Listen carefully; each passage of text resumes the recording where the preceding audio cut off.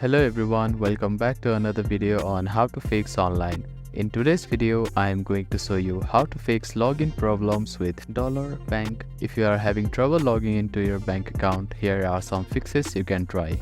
The first thing to do is to check that you have a stable internet connection, either through Wi-Fi or cellular data.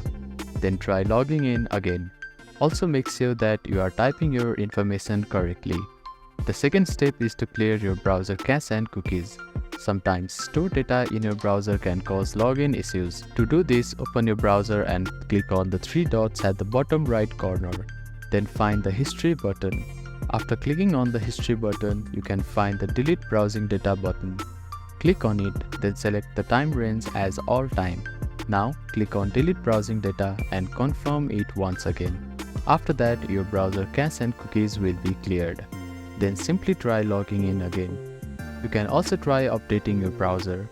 Open your App Store or Play Store and search for your browser. Check if there are any updates available for your application. You will see an update button.